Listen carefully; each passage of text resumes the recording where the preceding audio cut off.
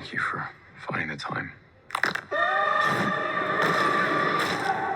I will admit, it's not entirely unpleasant seeing you again. And so it begins. We're back. Daredevil, born again. We've been promised this for quite a time now, and it's finally here. Well, not yet. Disney has to make us wait a few more months. But for those of you who don't know, Daredevil was a groundbreaking series at Netflix. It was the most comics accurate portrayal of a Marvel character to date. I'll stand on that. The fact of the matter is, it was incredibly faithful to the interpretation of Daredevil that we got from Frank Miller's infamous run on that series. Daredevil is a street level superhero, meaning that he doesn't have superpowers necessarily. He has abilities, and those abilities allow him to fight crime using his other senses other than his sight, because he is blind. I won't go into the entire backstory of that because most of you probably already know what it is. If you're looking at this trailer or this review of a trailer, I'm sure you know. The thing that's most exciting to me is that we are finally getting the thing we've been waiting for, the thing we thought we'd never see, a 4th season of Daredevil with the full cast back. A lot of time has passed. By the look of it, you've come up in the world. I could say the same about you. The mayor serves his city. I can see you're not entirely convinced. Can you blame me? I can't shake the feeling that you're gaming the system. Why did you stop being a vigilante? The line was crossed. It's hard to come to terms with a violent nature. Hating the power it has over us. And this is one of the things we've been waiting for. We were scared. We were afraid, those of us who saw the original, that when Disney took over, Disney Plus, and made it a streaming show, that they would do the same thing they've done to everything else. Sanitize it. Take away the blood. And I think this trailer is trying to show us that that is not the case. Literal blood here in the trailer. Literal violence, as we'll see as we go forward. I also like the way that they've used this trailer as a reintroduction. The two characters sitting at the table talking to one another reminds me very much of the showdown with Al Pacino and Robert De Niro in Heat, the classic gangster movie. Here, we see both characters talking to one another as sons of Hell's Kitchen, which is where we left off. We understood that they were both very much the same, as all good hero-villain dualities are. Even though both of them are driven by different needs, at the core base, they're both the same person. They were both built by their fathers, who were both dysfunctional men. With Daredevil's father, a boxer who was really, really struggling in life and made a lot of bad decisions. With the Kingpin, we had a father who was abusive and made a lot of bad decisions. But at the heart of it, both men were trying to make their lives better. They were both trying to make their families more successful. They just made bad calls or had a lot of bad luck. That duality was always evident in the show. I appreciate that because that was the duality that existed within the comics.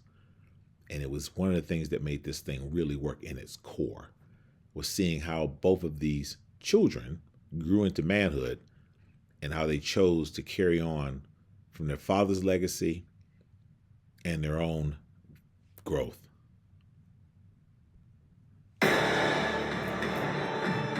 This city can't go unchecked.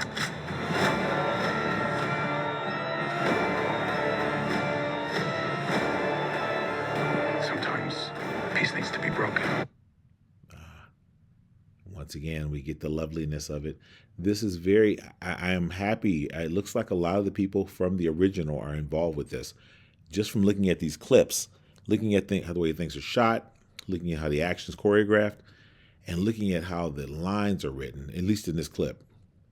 We're seeing a lot of the undertones of it, the ideas behind violence, the ideas about redemption, and the ideas about vengeance and honor and duty. Because once again, both characters are driven by duty. Matt is driven by a duty for justice.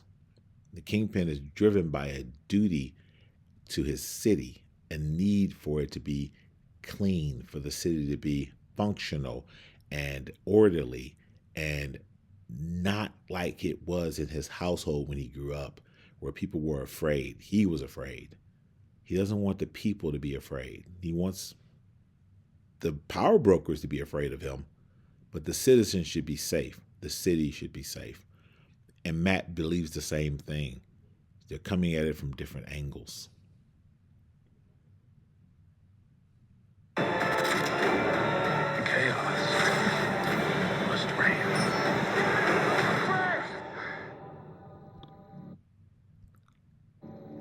I'm putting the hatchet down. And we get the Punisher. Frank Castle is back. Once again, I appreciate the fact that they were able to get the entire cast apparently back. And we're getting the Punisher again. But I don't know why he looks the way he looks. There's got to be some backstory here with the beard and the hair. Doesn't matter. Like I said, the original showrunners are back, and I think they are. At least some of them are, and some of the writers are. Then I think we're going to get something really powerful here. I think we're going to get something that's really good. This showdown right here, this is something that would have occurred in the comics. A misunderstanding that gets carried away. Emotions get carried away, and people get to go in different directions. Once again, I appreciate it. This is respectful of the source material so far. I was raised to believe in grace.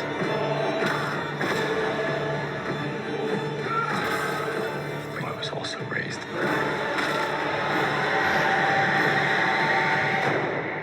to believe in retribution.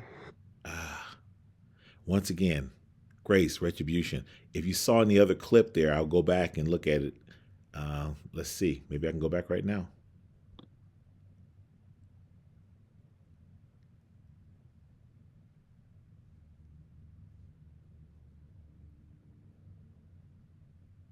As we go back, I'm trying to find a scene. That's brutal. But there's a clip here where we see, before we get to the mask,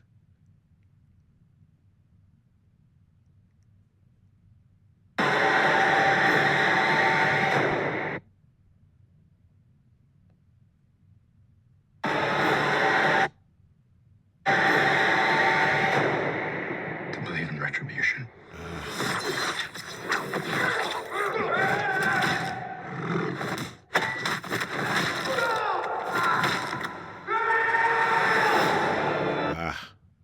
the brutality.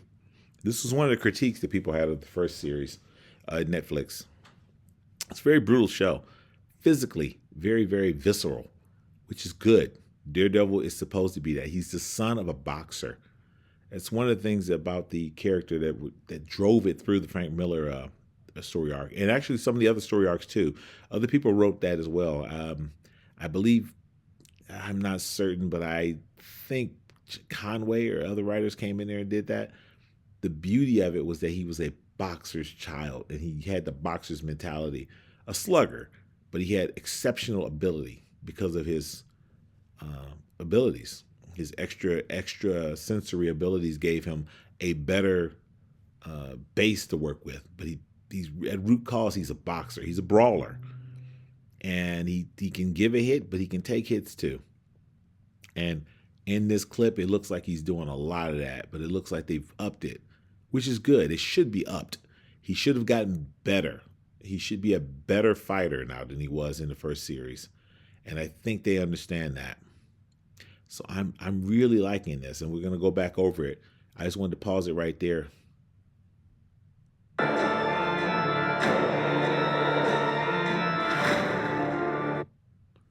Yeah, March 4th. Can barely wait for that. I mean, this is really something exciting. Been a long time since I've been excited about a comics project, and this is great right here.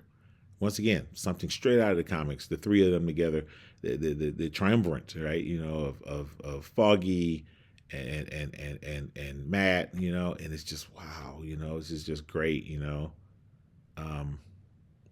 to get the cast back was really something that I was really worried about. I didn't think they'd be able to do it. I thought everyone moved on, but then again, I should know better. It looks like a lot of the cast, this really didn't help a lot of them. D'Onofrio is already known; he's a known quantity. But I thought that they would move further in terms of their careers because of this thing, but it didn't work out that way. Media is just not working that way anymore, where good performances used to lead to bigger performances and bigger shows and bigger opportunities. Now it's sort of a crapshoot. And I hate to say it, but a lot of it's nepotism and cronyism. A lot of it is who you know. I see a lot of people working, I won't name names, but a lot of people working who probably shouldn't be working at the level they're at. But they obviously know people, they're obviously liked within the industry, they have friends, or they have relations, or they have connections.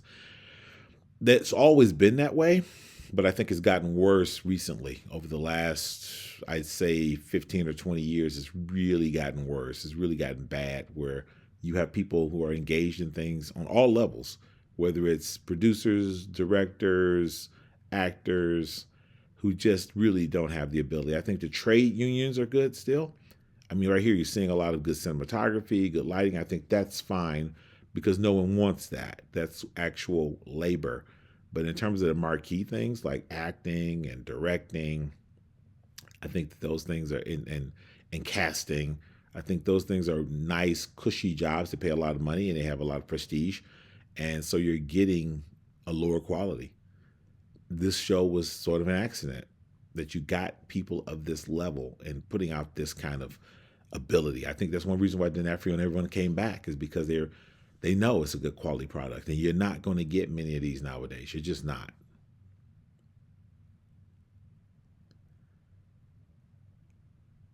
And there we go. I could say the same about you. It's a great line. I mean, this is a great sit down. Like I said, it reminds me of the one in Heat. It's just the two main characters just sitting there in a cafe talking to one another. At this point, according to the clip, the Kingpin is now the mayor. Once again, comics accurate. The Kingpin becomes the mayor. Matt has moved on. He's given up the mantle of the Daredevil because he knows it is not right. He knows it's not right to go in the streets and beat people. I mean, yes, there are people who deserve retribution.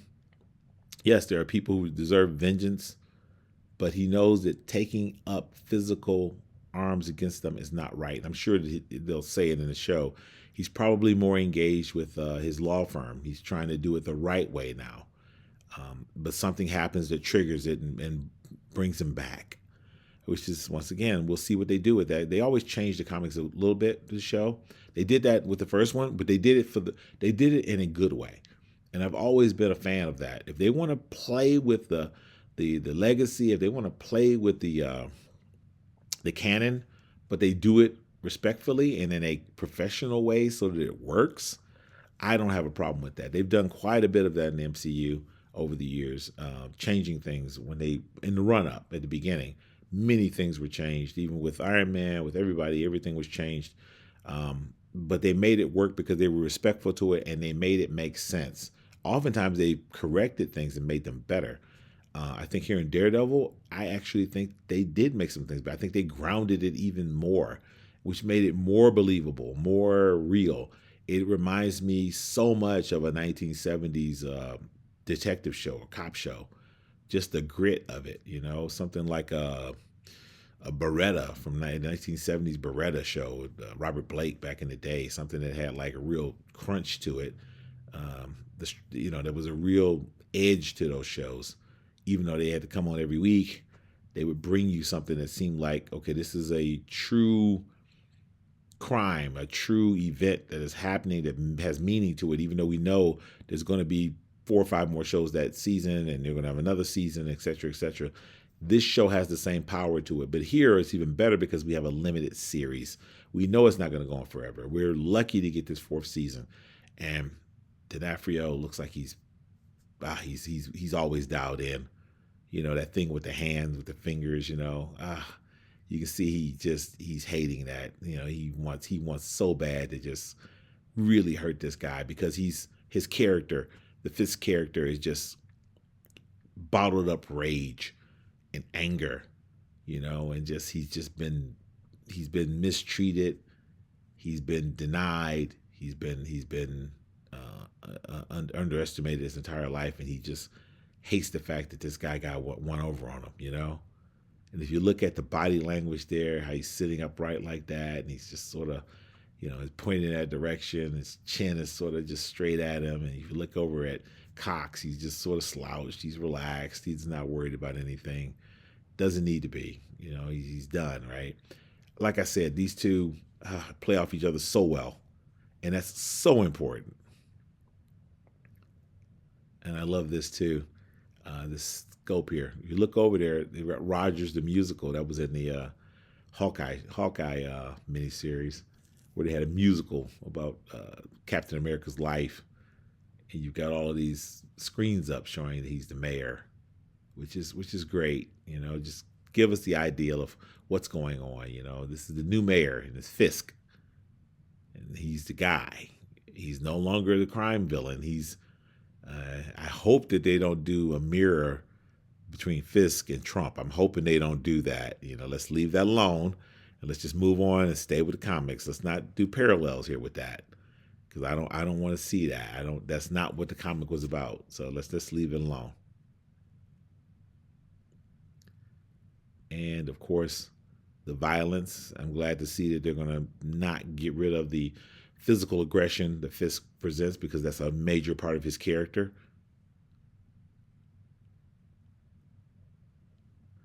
I like this, this idea that something happened. Like he said, he went too far. I don't know if he beat someone to death or he beat someone so badly that it affected him, but this is, I like the representation here of the mask falling.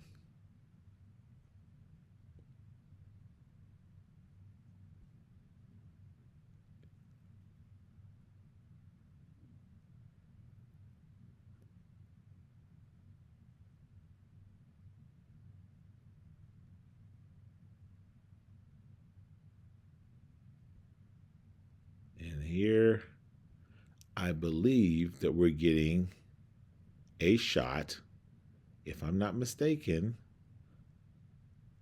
I believe that we're getting a shot of, hard to get it here. I believe that's Bullseye. I believe that's Bullseye.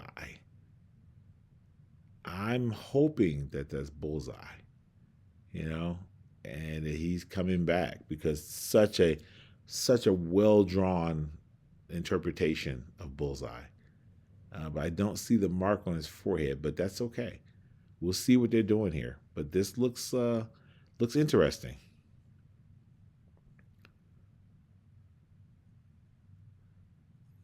I don't know what this scene is here, because that doesn't look like the Elektra actress. Maybe it's a different actress. Maybe that's got to be a different actress. So I'm not quite sure what's going on here. Maybe they recast her, because that doesn't look like her. It's not her, I don't think, unless she's changed quite a bit. But yeah, so we're getting some other story here. We've got to get a lot more. And this character is from the. Looks like we're getting that with the wife. We're getting some more action scenes here.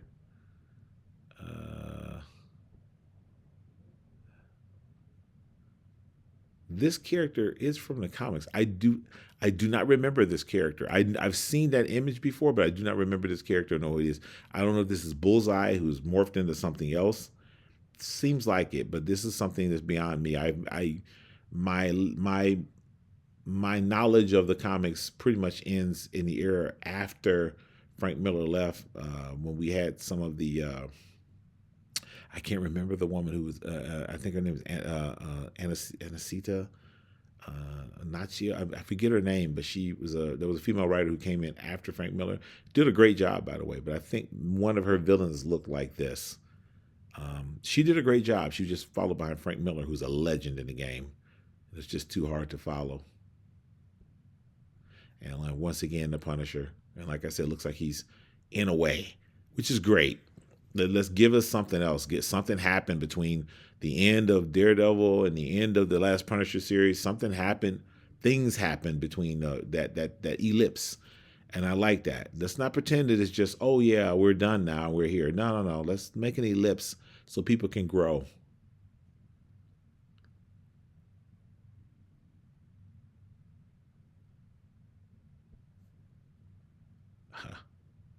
Are we getting foggy here? We getting the whole deal going on?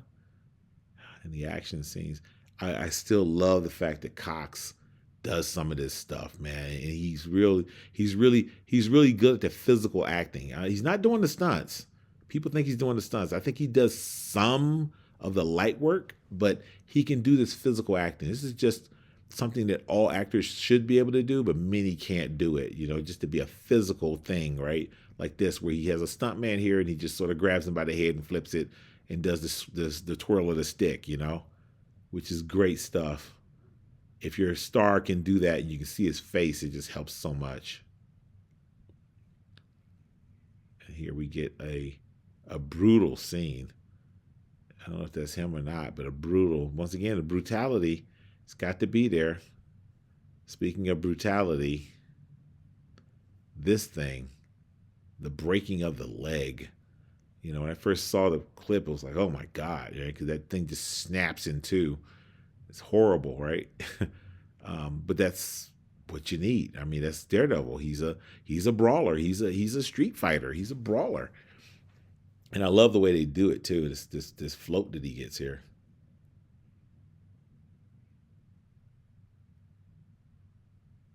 He gets a nice little jump here.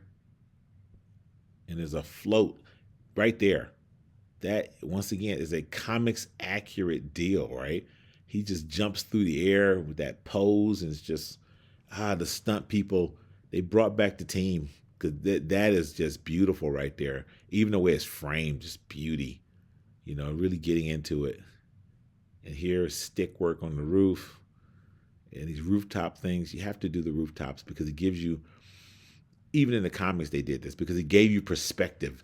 They're over the city.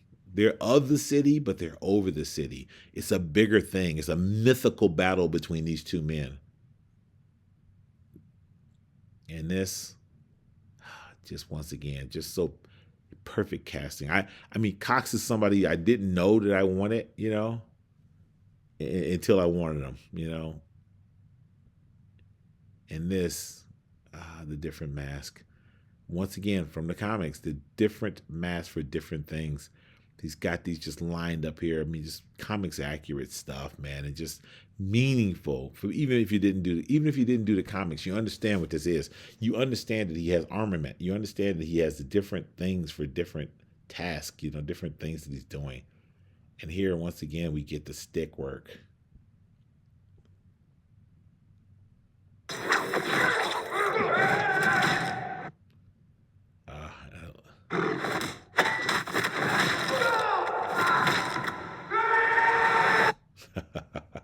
And the growl. So far as this goes,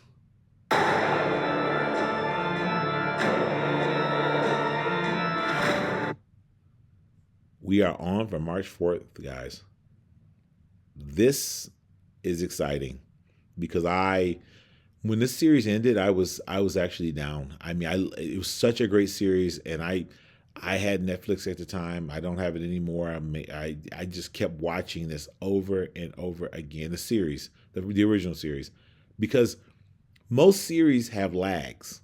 This one did not. There were some episodes that might have been a little bit off of peak, but the peak was so high. There were so many great episodes. I mean, the episode with Stick, and the episode with Elektra, and the episode, when he when we had the origin of Fisk, the origin of Bullseye.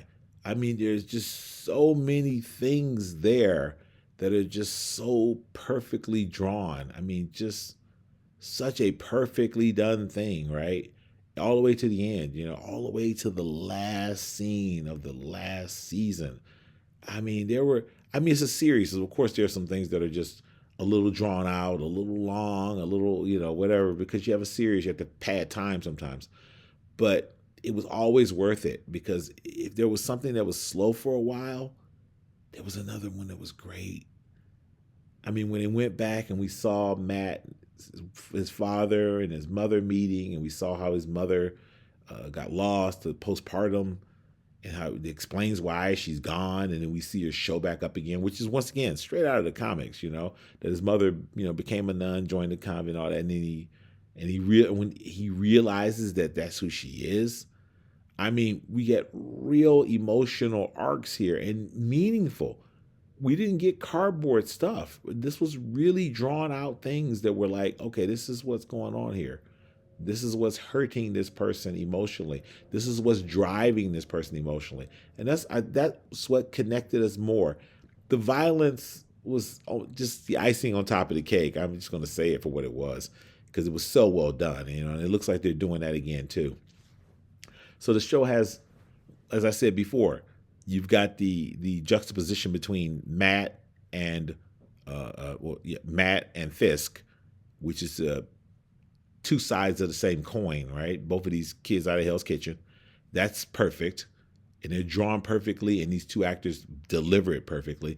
But you also get, in the real world, we get this juxtaposition between the writers and the directors and stunt crew. It's like you're getting this thing that has all of this emotional context.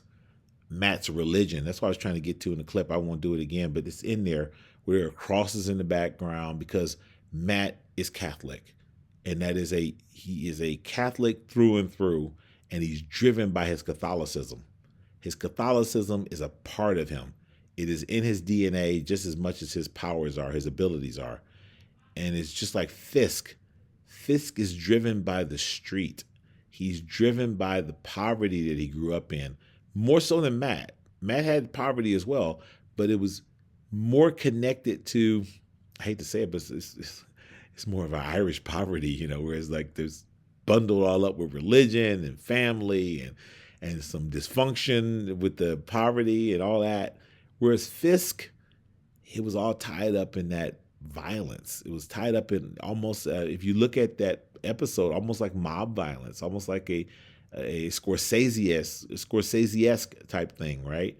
Where his father was like a failed Goodfellas type dude, and it's like he wanted that. His father wanted that life. He wanted to be like the Ray Liotta character, the guy who was just like dirty and made the money and did it. And Fisk actually followed through with that. Whereas Matt was more of a Spencer Tracy type, with the old movies, right? Where you're the guy growing up in Hell's Kitchen, but you're gonna succeed despite that. You're gonna be a moral person despite that poverty, despite that environment, despite the violence. You're gonna overcome that. You're not gonna become a part of it. You're gonna overcome it. Whereas Fisk is gonna be a part of it, and that's where they bump heads. They disagree. They have a fundamental philosophical disagreement. And that is wonderful to just see that worked out. And then, like I said, to see it worked out on a physical level with the stunts. So we'll see what we're going to get. But right now, just seeing those clips and hearing that conversation and just seeing how they're putting that together, looks like we're going to get something here, guys. So until next time.